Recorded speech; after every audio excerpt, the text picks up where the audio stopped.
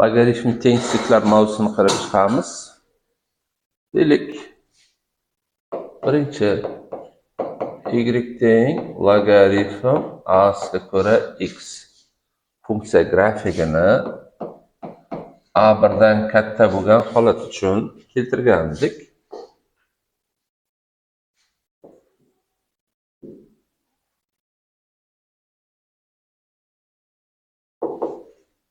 X'imiz 1 bo'lganda y0 hamda grafikimiz mana bu ko'rinishda edi.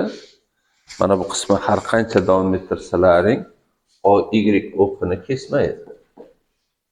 Demak, logaritm a ko'ra x ning a1 dan katta holatdagi grafik. Deylikki, argumentning qiymati x1 bo'lsin. Funksiyamiz logaritm a ko'ra x1 bo'lyapti. Argument qiymati x2 bo'lganda funksiyani qiymati logaritm a ko'ra x2 bo'lyapti. Bu logaritmlar taqqoslaydigan bo'lsak, logaritm a asosga ko'ra x1imiz kichik logaritm a ko'ra x2 bo'lyapti. Argumentlar taqqoslaydigan bo'lsak, x1imiz x2 dan kichik bo'lyapti. x1 kichik x2 dan. Hamda x1 va x2 har ikkalasi 0 dan katta bo'lishi kerak. Demak, kichkinasini 0 dan katta desak, kattasi o'z-o'zidan 0 dan katta bo'ladi. Demak, bundan qanday xulosa chiqarishimiz mumkin?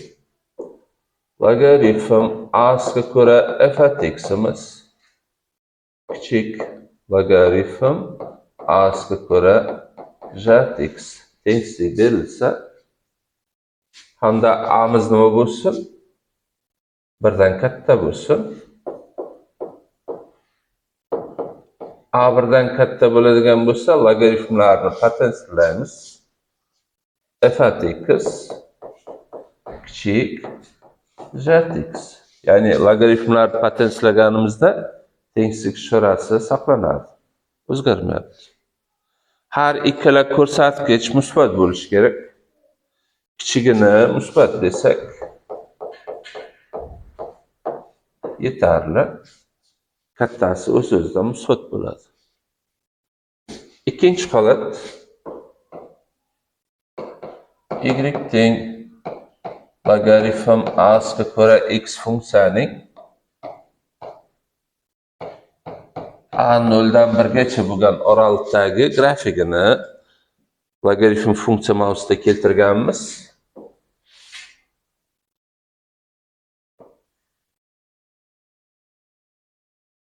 X ning qiymati 1 bo'lganda y0 hamda grafikimiz nima edi?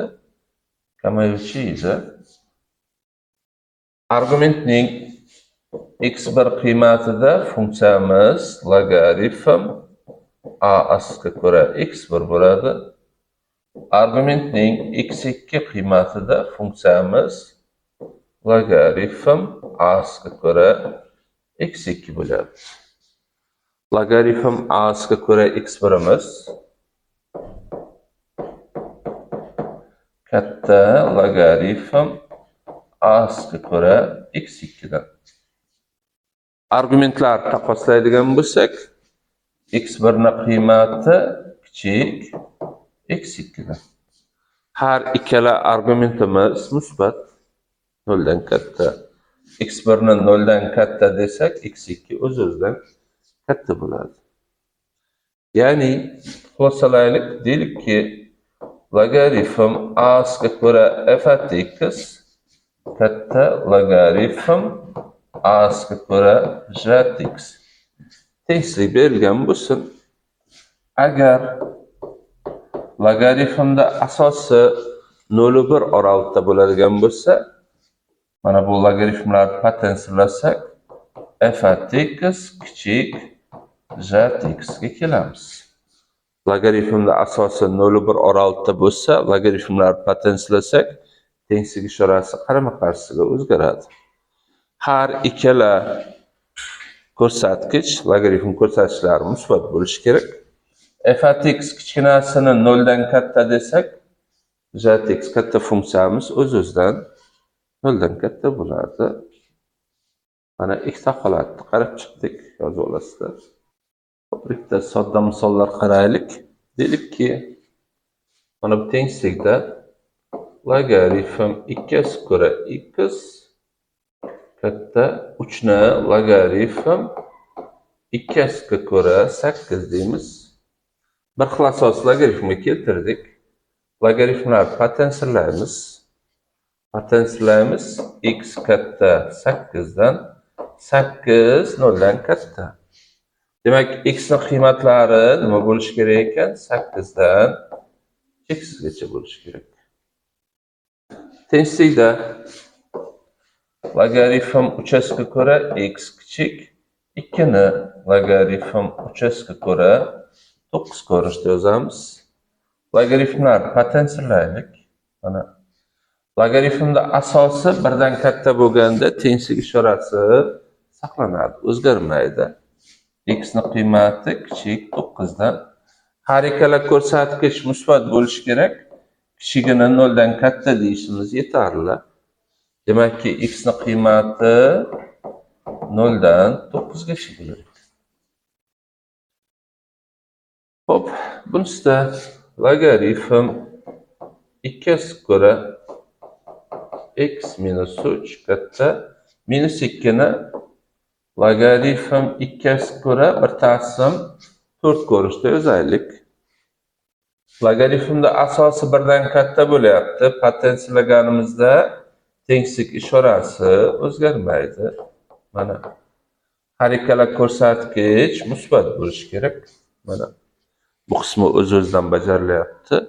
Mana bu qismni yechadigan bo'lsak, x ning qiymati 3,4 dan 1 dan katta. Demak, x ning qiymatlari 3,4 dan 1 dan cheksizgacha.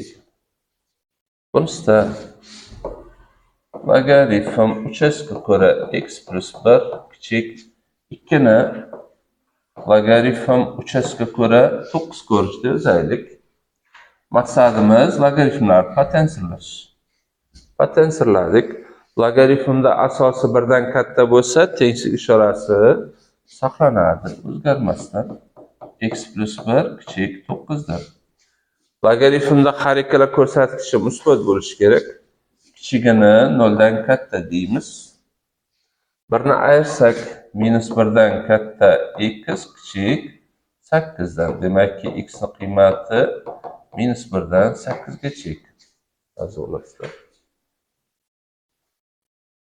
Logaritmda asoslari 1 dan kichik bo'lgan holatlarni ham qarab chiqaylik. Deylik, logaritm 1 taqsim 3 ga ko'ra x katta 1 ni logaritm 1 taqsim 3 ga ko'ra 1 taqsim 3 ko'rinishda yozamiz. Logaritmlarni potensiallaymiz. Logaritmda asosi 0 va 1 oralig'ida bo'lsa, potensiallaganimizda tenglik ishorasi qarama-qarshisiga o'zgaradi. X kichik 1 taqsim 3 dan.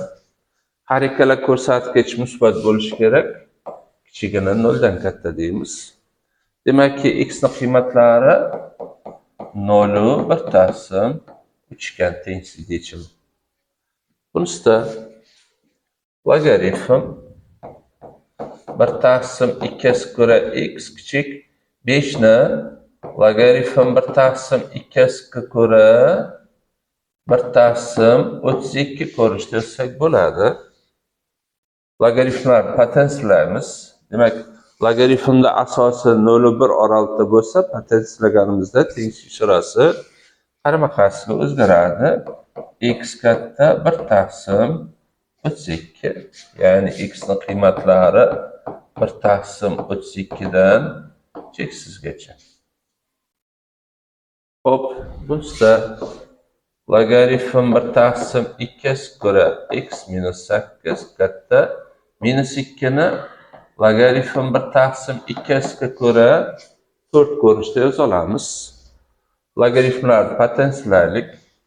Logaritmda asosi 0 va 1 oralig'ida, demak tenglik ishorasi qarama-qarshisiga o'zgaradi.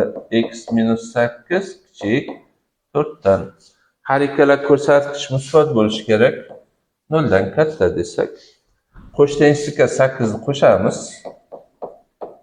Demakki, x ni qiymati 8 dan 12 gacha.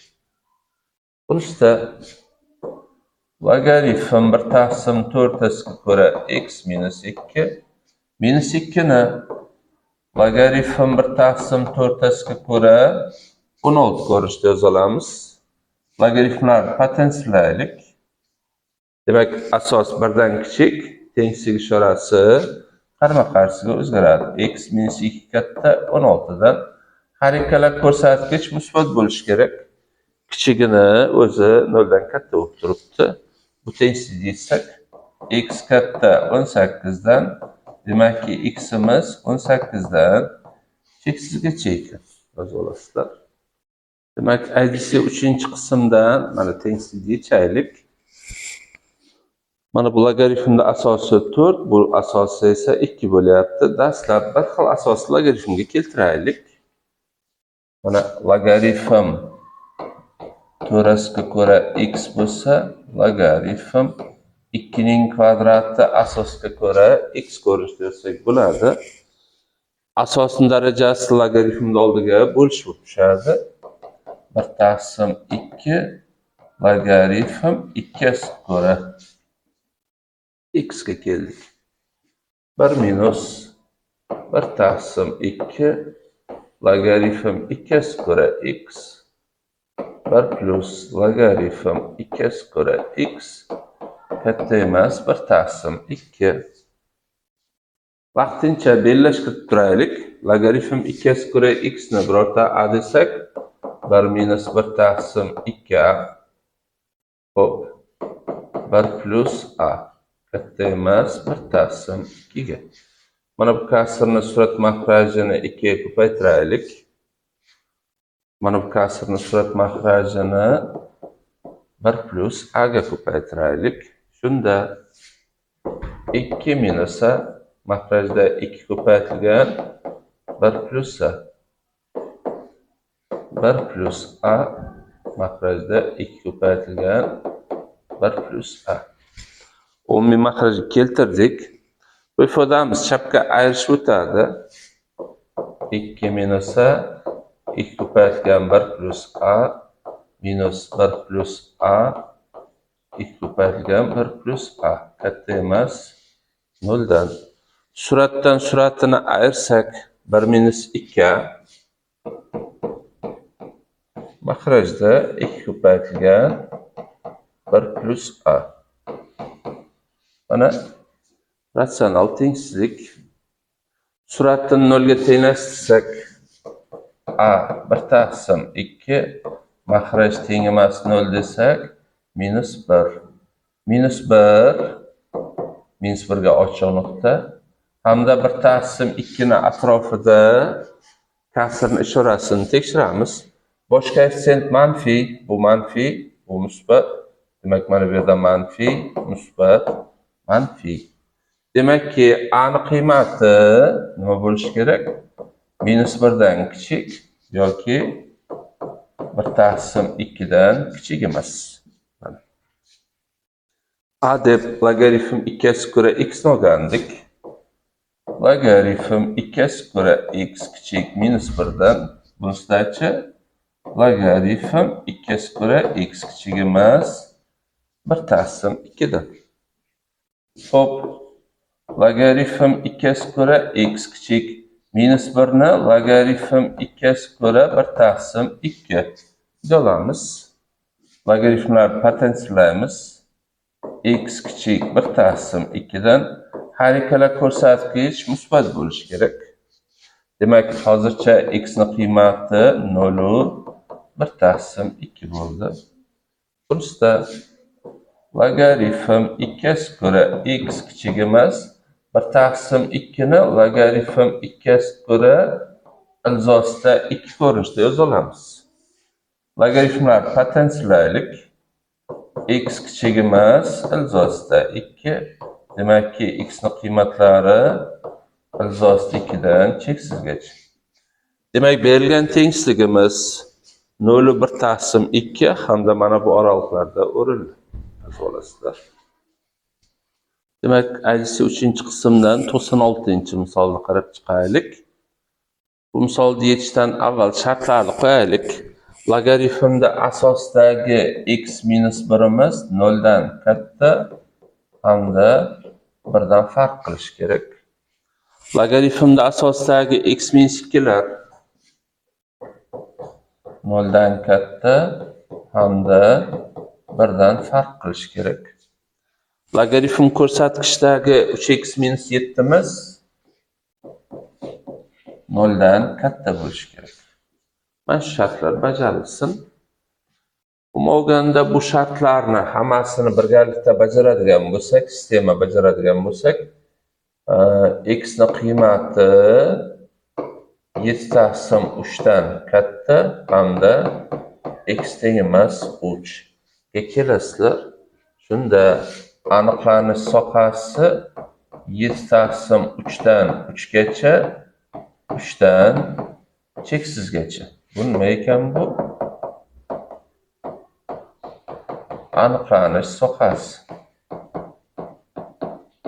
Yechim bo'lsa ham mana shu oralıqda bo'lishi kerak.